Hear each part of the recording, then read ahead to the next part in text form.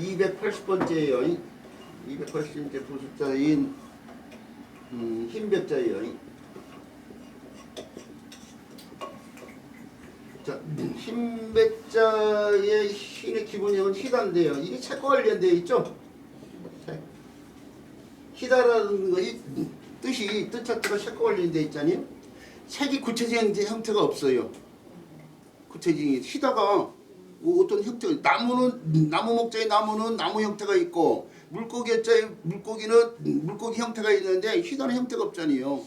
그 형태가 없는 희다를 나타내기 위해서 옛날 사람들이 고민을 했을 건데 흰 어떤 물체를 들어서 나타낼 수밖에 없어요. 자, 근데 이게 색이라고 있단 말이에요. 색?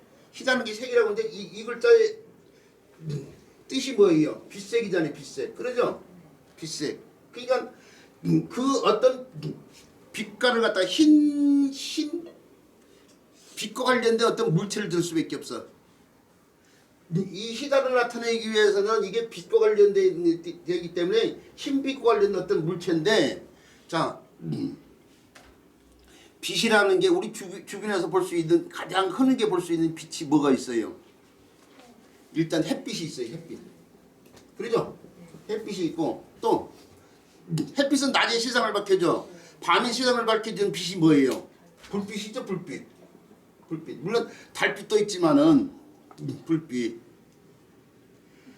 예, 물론 달빛 얘기도 있지만은 달빛은 의외다 사실은. 이 달빛까지 생각지 않고 있다가 낮에는 햇빛이 세상을 밝혀주지만 밤의 달빛은 구름에 가릴 수도 있고 날씨가 안 좋을 때는 그리고 달빛이 환할 정도는 아니야. 활동이 가장 확실한 건 불빛이야. 주변에 피어난 불빛. 그러잖아요. 밤을 밝히기 위해서는 인위적으로 불빛을 피워가지고요. 불빛을 햇불 같은 걸로 밝히는 거 아니에요? 자, 그래서 요 글자가 이 흰백자가 흰 빛과 관련되는데 그 빛이 확실한 게 햇빛이나 불빛이라니까요. 자, 그래서 희다해라는 말의 어원이 이 햇빛의 해오고 관련됐다고 하시는 사람들이 있어요. 햇빛에 해오고 관련됐다고 하는 사람들인데 이것은 뜻이잖아요. 근데 또 자형은 그럼 뭐 관련돼 있냐?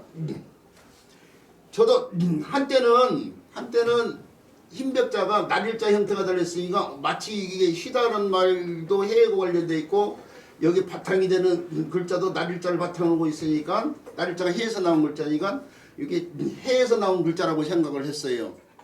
근데 더 깊이 있게 연구를 못한 시절의 얘기고 요 흰벽자의 갑골문 형태 근문 형태를 보니까 이게 이렇게 표현됐어요. 이런 식으로.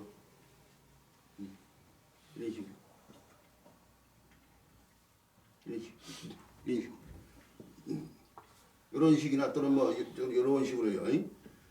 이런 식으로 표현되어 있는데 이것이 해라고 볼 수는 없어요. 왜 그러냐면은 이게 해라고 봤을 때 날일자로 봤을 때는 날일자는 이렇게 다각형 형태도 있고요. 다각형 형태도 있고 또 변화를 약간 시키면 요 형태가 더 많아요. 이렇게 상하가 찌그러진 형태가 각골문 형태를 보면은 요것은 상하가 길쭉한 형태잖아요. 그러니까 이게 날일자의 각골문 형태고 요 흰벽자의 각골문 형태, 근문 형태는 요 형태가 되는데 이게 서로 매치가 안 된단 말이에요. 그러니까 결국 흰백자의 고문자는 날일자고 상관이 없다는 것이 드러나. 그럼 이게 뭐냐 이거예요.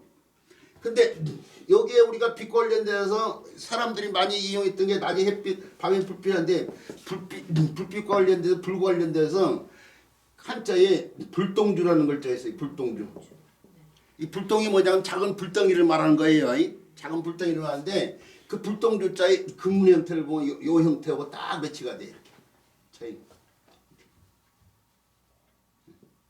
여기 선만 더 들어가 있어. 여기 선만 이게 여기 선이 완전히 이어진 형태고 여기는 떨어져 있는 형태예요. 그러니까 날일자하고 흰벽자가 관련이 없음도 거기서도 또 드러나는 건데 어쨌든 간에 이렇게 보이는 형태로 요렇게 요 형태로 쓰여진 글자가 바로 불똥주자의 근문 형태니까 딱 매치가 돼. 형태가 이 선만 없다 뿐이지. 그래서 이 불빛 관련돼서 이 글자가 시다르트 나왔다는 것이 여기서 드러나요. 여기서 흰벽자에서 이게 흰벽자 관련돼 가지고 문자학자들이 얼굴 형태에서 나왔다. 얼굴 또는 엄지손가락 형태에서 나왔다. 또는 곡물의 알맹이 모양에서 나왔다. 이렇게 여러 주장이 있어요. 이 흰벽자와 관련된 자원이 낙과 관련돼 있다고도 하고 얼굴이요. 얼굴 관련됐다고도 하고 뭐 또는 엄지손가락과 관련됐다고도 하고 또는 뭐요 곡물 알갱이와 관련됐다고도 하고 뭐 여러 개념가 있다니까요. 그 다음에 여기서 조금 전에 얘기했처럼 해오 관련됐다고도 하는데 해오고는 관련이 없죠. 그런데 이 불똥과 관련돼 가지고 이루어진 견해도 있는데 저는 불똥으로 본다니까요. 왜? 고문자자의 이게 형태가 매치가 되는 부분이 있기 때문에. 그리고 실질적으로 있죠. 실질적으로 불이라는 게 이게 이 불똥 같은 걸 우리가 이제 어디서 볼 수 있냐면 촛불의 심지 같은 데서 볼 수 있단 말이에요. 심지에서 타는 거. 이 촛불의 온도가 최고 높은 부위가 몇 도냐면은 한 1400도 정도 돼요. 1400도 정도.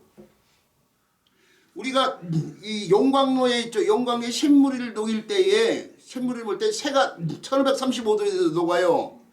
우리가 용광로의 이유가 뭐 용광로라는 것이 뭘로 흙에서 만들어졌어요. 새를 녹이기 위해서 만들어진 거잖아요. 그 새가 1535도에서 녹거든요.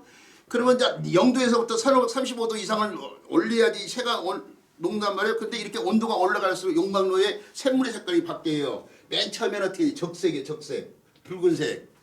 그러다가 뭐 주황색으로 바뀌어요. 온도가 더 올라가면 주황색으로 바뀌었다가 황색으로 바뀌었다가 그 다음에 황백색으로 바뀌었다가 그 다음에 백색으로 이렇게 바뀌거든요. 더 온도가 높아질수록 이게 온도가 높아질수록 용광로의 샘물의 색깔이에요.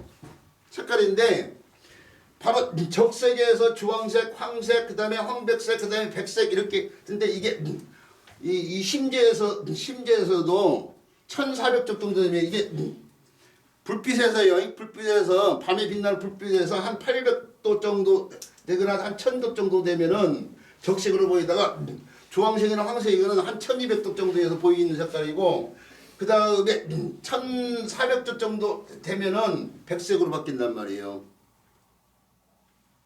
실질적으로 우리가 이게 밤을 하얗게 불을 피워가지고 어떻게 횃불 같은 걸 피워가지고 밤을 하얗게 밝혔다 이런 표현법 쓴단 말이에요. 소설 쓰신 분들이 문학가들이 밤을 하얗게 밝혔다. 이 빛이라는 것이 있죠. 빛이라는 것이 사실은 있죠. 빛의 삼원색이 뭐예요? 적색, 청색, 녹색. 이게